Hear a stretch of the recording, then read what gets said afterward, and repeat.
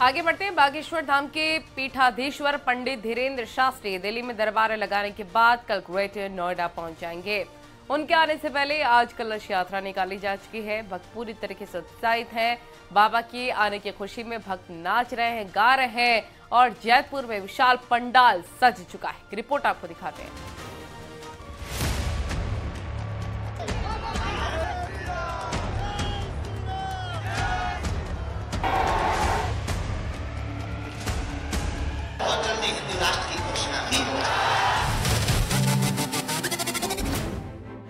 दिल्ली में अब बागेश्वर धाम के पीठाधीश्वर पंडित धीरेन्द्र शास्त्री का दरबार हिट रहा और अब नोएडा की बारी है।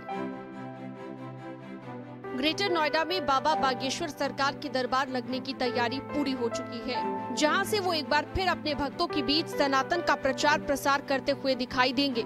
हिंदू राष्ट्र का उद्घोष करेंगे।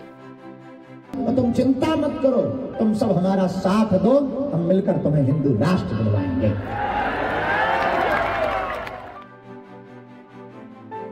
ग्रेटर नोएडा से ये तस्वीरें सामने आई हैं। बाबा के कार्यक्रम से पहले कलश यात्रा निकली, जिसमें बड़ी संख्या में महिलाओं ने हिस्सा लिया।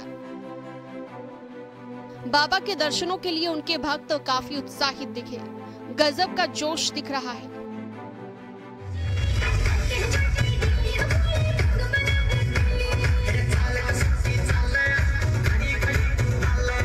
आज के बाद कल से यानी कथा शुरू हो जाएगी और आप देखेंगे महिलाएं जो हैं वो कलश लेकर यहाँ पहुंची हुई हैं। महिलाएं जय श्री राम की नारेबाजी भी कर रही है, नारा लगा रही है और यहाँ पर कलश लेकर हजारों की संख्या में महिलाएं पहुंची हुई हैं। आपको बता दें 10 से 16 जुलाई के बीच में यहाँ पर कथा सुनाई जाएगी। बागेश्वर धाम के पंडित धीरेन्द्र शास्त्री यहाँ पर रहेंगे, कथा सुनाएंगे। इसके अलावा 12 तारीख को दिव्य दरबार भी लगाया जाएगा। कलश आज स्थापित कर दिया गया है। कल से यहाँ पे कथा शुरू होगी। पंडित धीरेन्द्र शास्त्री रहेंगे यहाँ पर खुद मौजूद और आप देख पाएंगे कि ये पंडाल लगाया गया है। यहीं पर कल से कथा की जाएगी। जो बीच वाला पंडाल है वहाँ पे पंडित धीरेन्द्र शास्त्री बैठेंगे और कथा सुनाएंगे लोगों को और इसी को लेकर लोग उत्साहित है। हजारों की संख्या में यहाँ महिलाएं शामिल हुई थी। फिलहाल अब सबको इंतजार है यहाँ पर कि पंडित धीरेन्द्र शास्त्री आए और वो कथा सुनाए। हम बात करते हैं। मैम ये बताइए कितनी उत्साहित है, कल से शुरू हो रही है, आप लोग कहाँ से आए हैं? हम लोग ग्रेटर नोएडा से आए हैं, AWHO। कितने उत्साहित हैं कथा को लेकर? जमीन पे पैर नहीं टिक रहे भैया, इतनी खुशी हो रही है, लग रहा है पैर जमीन पे नहीं चल रहे, आसमान में चल रहे हैं। शब्द नहीं है उत्साह को व्यक्त करने के लिए और पूरे विश्व में सनातन धर्म का शंखनाद फहरा दिया गया है। 6 दिन की तैयारी कर ली, 6 दिन यही यही रहेंगे, रात सेवा में भी रहेंगे और अपने धर्म के प्रचार में भी रहेंगे और सेवा में भी रहेंगे। यही से AWHO सोसाइटी है, वहाँ से हम लोग आए हैं।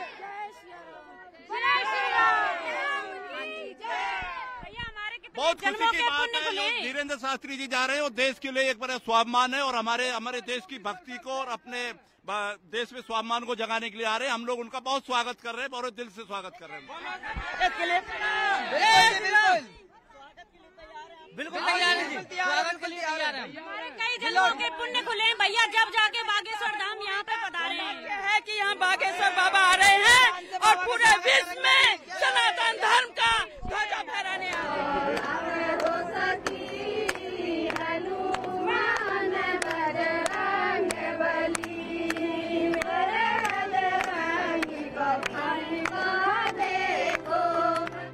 धीरेन्द्र शास्त्री का ग्रेटर नोएडा का कार्यक्रम बहुत बड़ा है। 10 से 16 जुलाई तक बाबा का दिव्य दरबार लगेगा।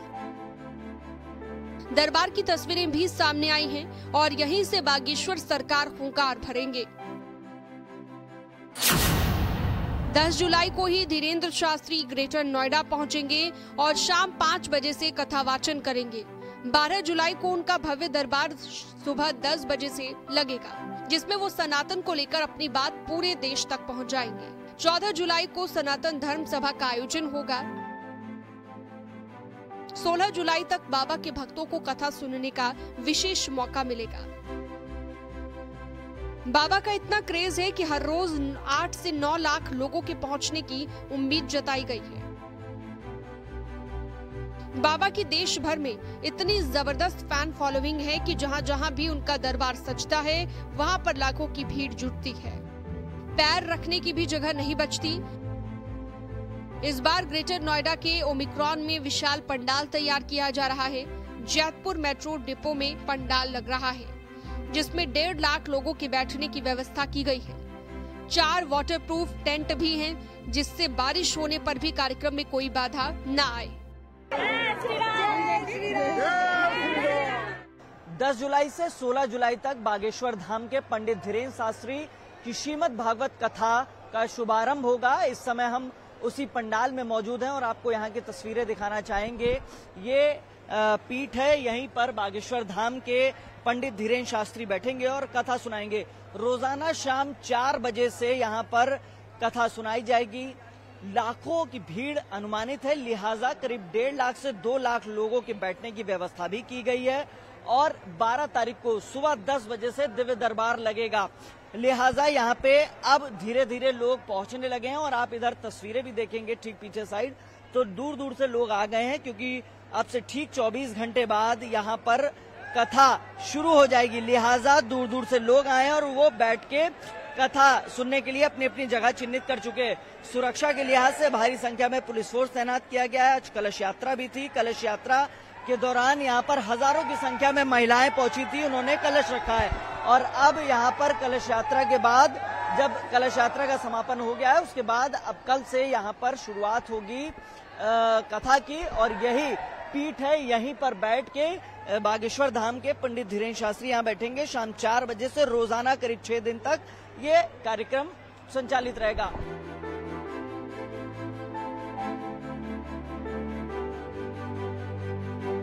सुरक्षा से लेकर पार्किंग और खाने पीने का पूरा इंतजाम यहाँ पर दिखेगा।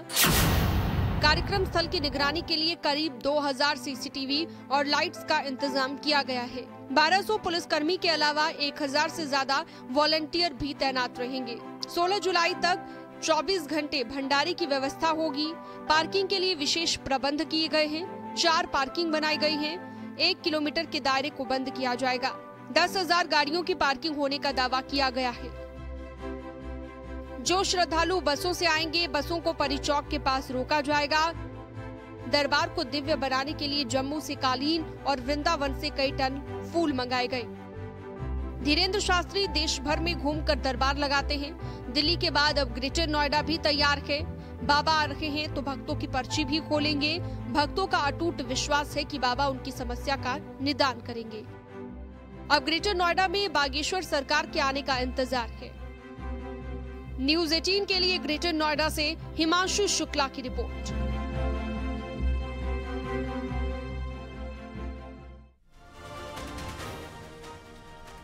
और चलिए यहाँ रुकेंगे एक छोटे से ब्रेक के लिए। जल्द हाजिर होंगे कुछ और खबरों के साथ।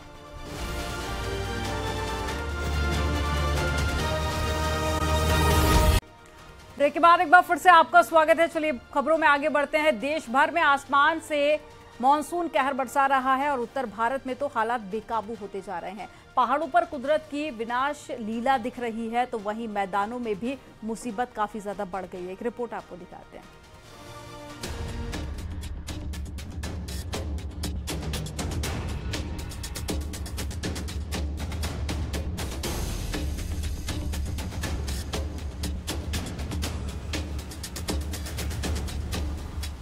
मानसूनी बारिश पूरे तेवर में है। पहाड़ों पर जहां बादल जमकर बरस रहे हैं तो वहीं मैदान भी कराहने लगे हैं। कहीं इंसान की जान पर बनाई है तो कहीं गाड़ियों ने जल समाधि ले ली है। उत्तर भारत में बारिश किस तरह आफत लेकर आ रही है ये तस्वीर बताने के लिए ही काफी है। जम्मू कश्मीर के पहाड़ी इलाकों के साथ हिमाचल प्रदेश, उत्तराखंड में हालात पूरी तरह से खराब हो चुके हैं। पहाड़ खिसकने लगे हैं। तस्वीरें डराने वाली हैं। कहीं कार बह रही है तो कहीं जीप, कहीं दुकानें ढह गईं, तो कहीं ट्रक खाई में गिर गया। हिमाचल प्रदेश के कुल्लू में बारिश ने भारी तबाही मचाई है। ब्यास नदी में बाढ़ से आधा दर्जन पुलों को नुकसान पहुंचा है। यातायात व्यवस्था पूरी तरह चरमरा गई है। जगह जगह पर भूस्खलन से सड़कें टूट गई हैं। सड़क के किनारे बनी दुकानें सैलाब की चपेट में आईं और पल भर में नदी में समा गई।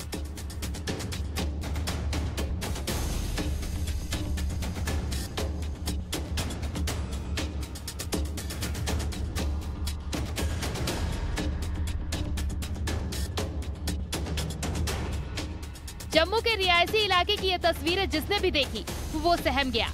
सड़क पर एक ट्रक पलटा हुआ दिखाई दे रहा है। अचानक जमीन खिसकी और ट्रक सीधा खाई में जा गिरा।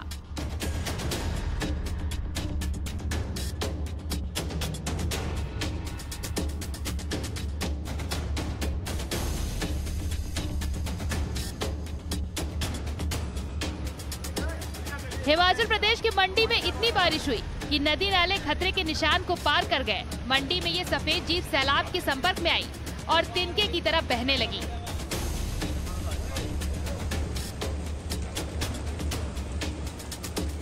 नदी में ऐसा उफान आया कि जीप ने भी सरेंडर कर दिया। काफी देर तक गाड़ी लहरों पर हिचकोले खाती रही। गाड़ी में सवार यात्रियों ने किसी तरह कूदकर अपनी जान बचाई।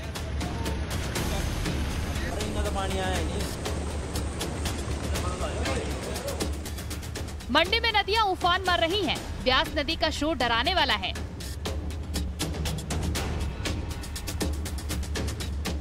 लहरें नदी पर बने झूले पुल से थोड़ी ही दूर तक आ पहुंची हैं। नदी के किनारे रहने वाले लोगों पर अब खतरा मंडराने लगा है और हर बीतते वक्त के साथ दहशत भी बढ़ती जा रही है।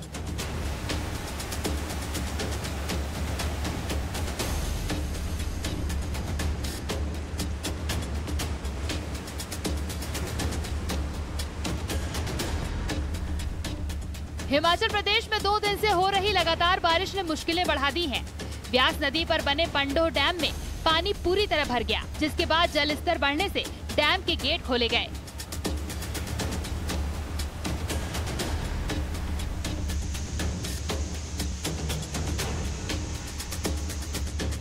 देश में मानसून की बारिश जमकर बरस रही है। उत्तर भारत में तो बारिश कहर बनकर टूटी है। ऐसे में आने वाले दिन और भयंकर हो सकते हैं। देश की राजधानी दिल्ली में भी जमकर बरसात हुई है। दिल्ली में हुई भारी बारिश ने पिछले 20 सालों का रिकॉर्ड तोड़ दिया है। सड़कों पर पानी भरा है और सफर मुश्किल हो रहा है क्योंकि गाड़ियां फंस रही हैं।